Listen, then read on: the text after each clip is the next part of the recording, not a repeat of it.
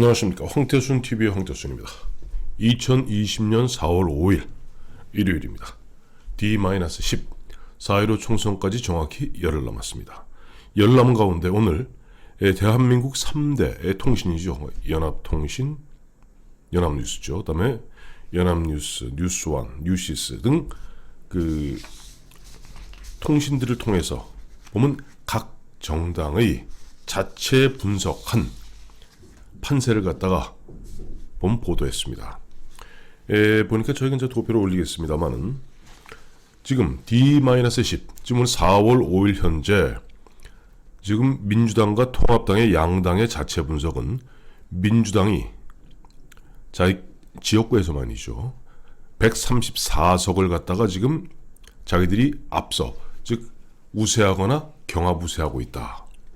통합당은 128군데를 갖다가 우세하거나 또 경합 우세하고 있다 라고 보면 분석하고 있는 것 같습니다. 물론 뭐 아시겠습니다만 각 당은 현재 기존 기성의 여론조사 기관의 여론조사 결과뿐 아니라 각 당이 연구원에서 보면 그와 같은 리서치 센터에다가 의뢰를 해서 계속 여론조사 결과를 갖다 수집하고 있죠. 그러다 보니까 나름대로 자신들 나름대로는 이 부분은 확실하게 이겼다. 또 이 지역은 지금 5차 범위 내에서 앞서고 있다. 그래서 이것은 우리가 경합 우세 지역이다 라고 분석하고 있는 것 같습니다. 근데 제가 여기서 좀 주목하는 것은 통합당 같은 경우는 언론에 대고 이야기하기를 약간 좀 둘이 뭉술이하게 우세와 경합 우세를 갖다 그냥 둘이 뭉술이게 하나로 묶어서 128군데 정도 우리가 앞서고 있는 것 같다라고 얘기했는데 민주당은 좀 더 구체적으로 보면 우세와 경합 우세를 갖다가 분리해서 보면은 언론에다가 이야기하고 있어요. 아무래도 민주당의 집권당이고 또 보면은 아시겠습니다만은 뭐 청와대에서도 요즘도 하는지 모르겠습니다만은 그 음으로 양으로 그 여론조사를 합니다. 그리고 민주당은 아무래도 집권 여당이다 보니까 민주연구원 중심으로 해서 좀 더 돈을 많이 들여서 보면 구체적으로 하겠죠. 그래서 저는 여기 민주당 여론조사 결과에 굉장히 주목하고 있습니다. 이게 오늘 D-10 이 시점에서 바라본 민주당이 자신들이 집권 여당으로서 자체 분석한 그 우세와 경합 우세 지역을 보면 이거 경우에 따라서는 민주당이 지역구에서 두 자릿수 100석이 안 될 수도 있구나 하는 그런 강한 느낌을 받게 됩니다. 왜냐하니까 민주당 자신들이 주장하기에는 우세 지역 70곳이다. 뭐 우세 지역 70곳이라는 것은 흔한 얘기로 여론조사했을 때 보면 두 자릿수 이상으로 월등하게 앞서 나가서 이거는 뭐 그야말로 뭐 경천 동지할 일이 생기지 않으면은 뒤집히지 않는다 하는 것이고 경합 우세를 63곳으로 찍고 있습니다. 경합 우세는 통상 우리가 여론조사를 했을 경우 5차 범위 내에서 앞서는 것을 우리 경합 우세라고 합니다. 그러니 이 경합 우세라는 것은 경우에 따라서 언제든지 뒤집힐 수 있는 것이에요. 투표율에 따라 뒤집힐 수 있고 또 어느 지지층이 보다 많이 투표장에 나가느냐에 따라서 이거는 100% 뒤집힐 수가 있습니다. 그러니까 지금 민주당이 이야기하기를 우세 70곳, 경합 우세 63곳 했는데 흔한 얘기로 경합 우세라는 것은 뒤집어 이야기하면은 통합당에서 이길 수 있는 확률도 50%라는 겁니다. 그럼 반 뚝 자릅시다. 그럼 30석이에요. 100석입니다. 자, 보세요. 우리가 여론조사 지금 많은 애청자 여러분들, 제 주변에 지인 많은 분들이 걱정스러운 전화를 저한테 많이 합니다. 아니 지금 여론조사 지금 나오는 거 보면 민주당이 뭐 41%고 통합당이 뭐 23% 갤럽 기준입니다만은 나오고 문재인 대통령이 56%인데 이게 도저히 납득할 수 없는 그런 숫자다라고 얘기하는데 두 가지 경우로 나눠서 우리가 구분해야 됩니다. 즉 대통령의 지지율, 즉 전국을 갖다 하나의 이 모집단으로 놓고 대통령의 국정수행 지지도를 조사하는 것은 그건 근사치에 접근할 수 있습니다. 제가 어제도 말씀드렸습니다마는 이것은 중앙일보 전용기 칼럼니스트가 이야기하는 대로 일종의 코로나 착시 현상입니다. 전 세계적으로 대통령이나 총리 다 지지율 뭐 2배 가까이 올랐으니까 뭐 그건 너무 신경 쓰지 마십시다. 문제는 현재 각 선거구별로 여론조사라면 500명 샘플로 뽑습니다. 500명 샘플로 뽑는 이유는 가장 중요한 게 1000명을 뽑아낼 수가 없어요. 응답률이 그렇게 안 되니까. 그러니까 500명이라는 작은 숫자로 500명 갖고 예를 들어서 15만 유권자의 의견을 갖다가 심리를 맞추다 보니까 오차 범위가 있을 수밖에 없겠죠. 그것이 샘플 크기가 500명일 때 오차 범위는 플러스 마이너스 4.4%입니다. 플러스 마이너스 4.4%라는 건 뭐냐니까 플러스 4.4 마이너스 4.4 이 구간 내에는 같다고 보는 거예요. 그러니까 예를 들어서 민주당 후보가 통합당 후보보다 6% 앞선다. 6%포인트 앞선다 그래도 같은 겁니다. 왜? 플러스 4.4 마이너스 4.4 즉 8.8 안에 있는 것은 같다고 보는 것이 통계 대원칙입니다. 그렇기 때문에 지금 8 내지 9% 정도의 흔한 얘기 N우리를 잡아줘야 되겠죠. 이건 언제든지 뒤집어질 수가 있습니다. 그래서 이거는 정말 어떤 성향의 유권자가 즉 보면 우리 뭐 다 아는 이야기입니다만은 60대, 70대, 50대 후반, 60대, 70대 적극적으로 투표합니다. 좀 젊은 층일수록 투표를 좀 소홀히 하게 되죠. 그래서 여론조사라는 것은 60대나 30대나 똑같이 100% 투표한다는 전제하에 계산을 합니다. 근데 여기에 뭐가 들어가야 되나요? 실제 투표율을 계산해야 됩니다. 그래서 그렇다면은 이 숫자, 즉 민주당 자체 분석으로 자기들도 보면 돈을 엄청 들여서 여론조사를 통해서 했을 텐데 우세가 70곳, 경합 우세가 63곳이라는 것은 언제든지 뒤집어질 수 있는 그런 숫자다. 즉 민주당 같은 경우에 따라서는 즉 정권 심판의 바람이 살짝만 불어도 두 자릿수로 지역구는 두 자릿수로 떨어질 가능성이 아주 농후해졌다는 것을 민주당 측에서 스스로 자기 입으로 이야기한 겁니다. 고백한 거죠.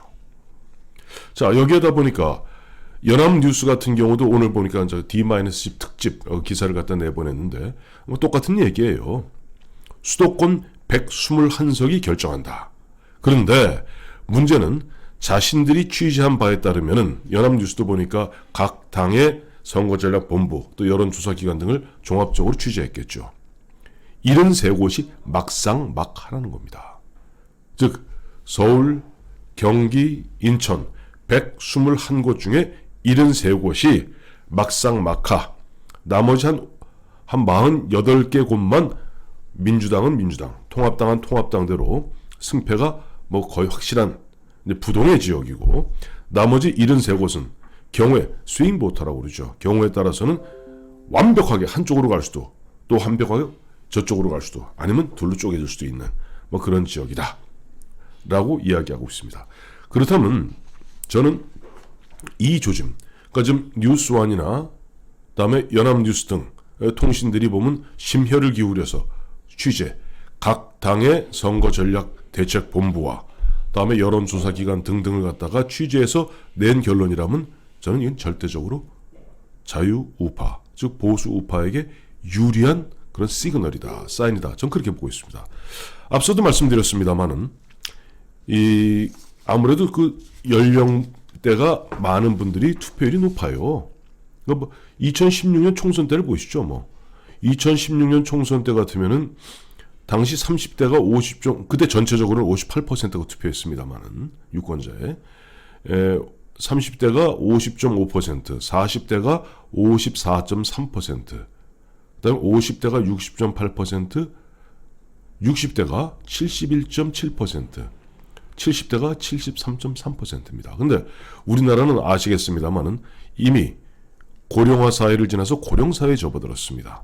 그렇기 때문에 50대 중반부터 60대, 70대까지의 적극적 투표가 아무래도 보수 성향의 중고령층들이 적극적 투표를 한다면은 이거는 조금 유리한 것 아니겠느냐.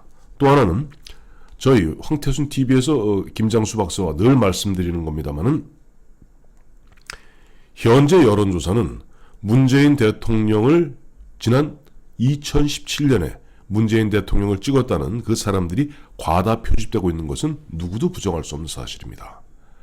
실제 문재인 대통령을 찍었다는 사람이 여론조사를 했을 때 32%가 나와야 정상입니다. 32%는 당시 투표율 78% 곱하기 문재인 후보의 득표율 42%를 곱하면 32%가 나옵니다.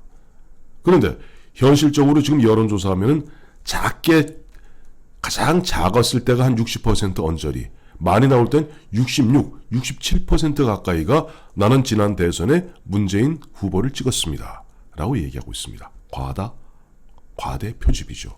이와 같은 것 등등을 보았을 때 현재 500명 샘플로 여론조사한 결과 민주당이 우세 70, 경합 우세 63곳을 얘기했다는 것은 이거는 바람만 휙 불면은 흔한 얘기로 민주당은 지역구에서 두 자릿수를 벗어나지 못할 수 있구나 하는 강한 믿음을 주고 있습니다.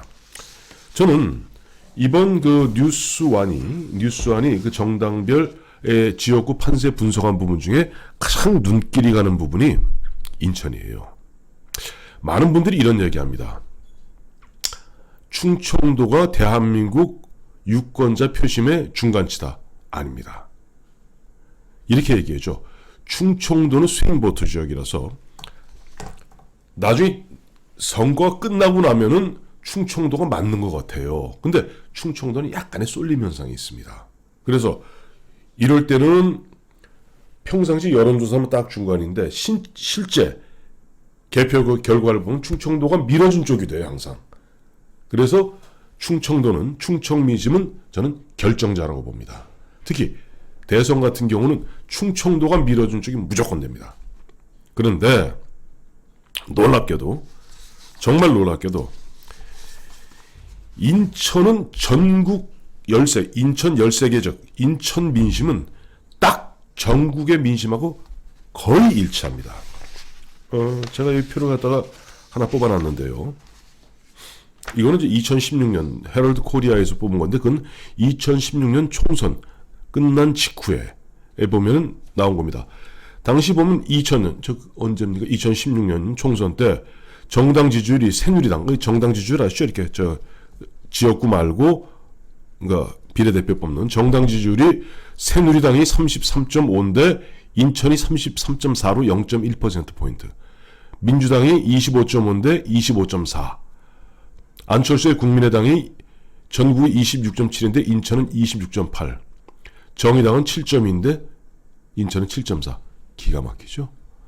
또 그로부터 2012년 8년 전 대통령 선거 때는 박근혜 대통령이 51.6%, 51.58인가 그래요. 그런데 인천이 51.5 똑같습니다. 문재인 후보가 48%를 얻었는데 인천이 48%입니다. 기가 막히죠. 자, 이와 같이 인천은 쪽집게입니다. 김장수 박사만 쪽집게가 아닙니다. 그런데 이번에 보니까 인천에서 민주당은 자신들이 우세하다고 보는 곳이 두 곳.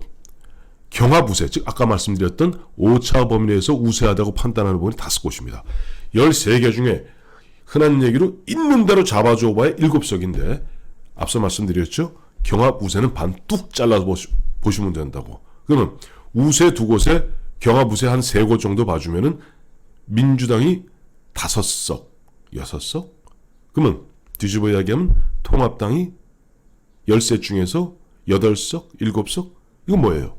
전국의 표심과 일치한다면은 이번에 보면 결국 인천에서 통합당이 승리해낼 수 있으면은 전국에서도 이 통합당이 승리해낼 수 있다.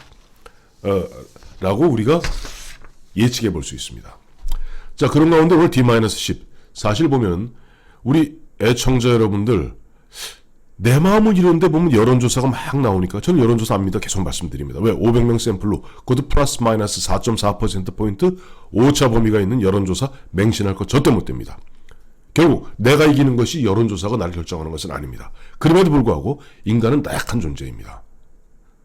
내가 애매할 때 내가 뭔가 좀 확실히 마음이 확실치 않는데 여론조사 결과가 이렇다면 사람들이 때로는 환호작약하게 되고 또 때로는 시리에 빠져서 에잇 그럴 바엔 투표는 왜 해?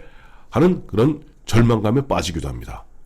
그런데 우리 지금 대한민국 선거법에 따라서 4월 9일부터는 여론조사는 할 수 있는데 문제는 발표를 못하게 돼 있어요. 즉 4월 9일 이번 주 목요일부터 나오는 여론조사 결과는 4월 8일까지 한 그 기존에 나왔던 것을 계속 도돌이표로 돌립니다. 그래서 9, 10, 11, 12, 13, 14, 6일 투표하는 15일까지 많은 유권자들은 이미 4월 6일, 7일, 즉 내일이나 모레주만 그거 갖고 무려 일주일 이상 갖다가 흔한 얘기로 거기에 얽매여 살아야 돼요. 그걸 우리 깜깜이 선거라고 합니다. 깜깜이 선거.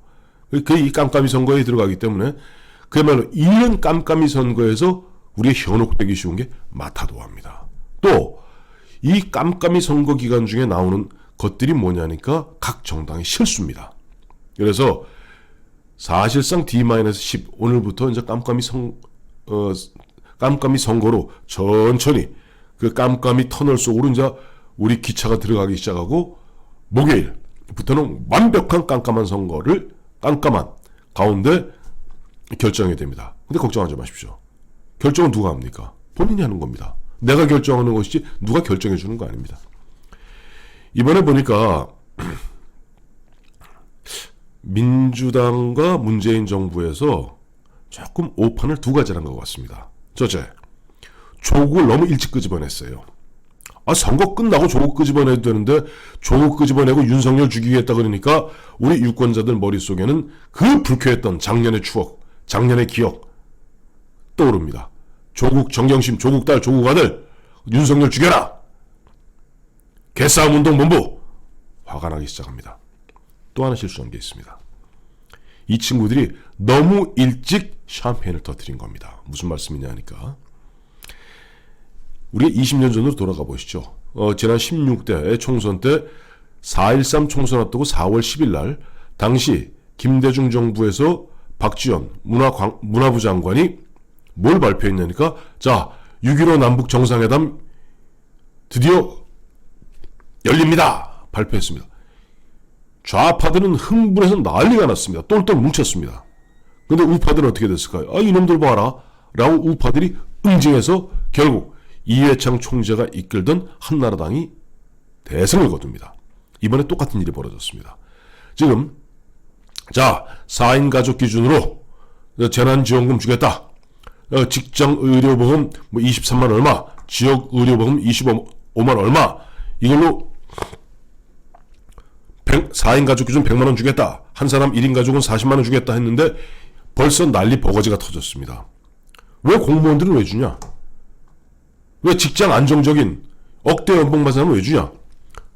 또 안철수가 얘기했죠. 아니 지금 의료보험 기준이라는 것은 재작년 소득 기준으로 작년에 결정한 건데 그래서 지금 내고 있는 건데 지금 다 좀 죽어 자빠지게 생겼는데 이게 무슨 헛소리냐? 왜? 지금은 소득이 제로인데 재작년에는 연소득이 한 700, 월 한 700. 그러니까 한 700이니까 연봉 8천을 받았단 말이에요. 한 가족이. 8천만 원 받은 그 기준으로 8,100만 원 받는 사람은 못 받는 거야. 근데 지금 8천만 원 그 당시 벌었던 사람이 지금은 월 100만 원도 못 벌어요. 그러니 지금 재난지원금 갖고 왜 재난 받느냐, 기준이 맞느냐 벌써 싸움이 벌어지기 시작합니다. 티격태격 불만이 터지기 시작하죠. 처음 준다 그랬을 땐 혹했습니다만은 이게 아니네. 오히려 갈등만 커집니다. 결국 이번 4.15 총선은 제가 보았을 때는 이 정권을 갖다 심판해야 되느냐는 그 분노가 큰가 아니면 조국 수호를 하고 코로나 잘했다는 칭찬의 소리가 큰가 이 싸움인 것 같습니다. 결과적으로도 투표율의 싸움이겠죠. 이제 늘 말씀드립니다만은 4월 11일 금요일 토요일 양일 동안 사전투표 있습니다. 사전투표는 꼭 내가 사는 동네가 아니라 어느 동네든지 대부분 동사무소에 사전투표소 설치되어 있으니까 꼭 투표하십시오. 여러분의 한 표가 대한민국의 운명을 결정합니다.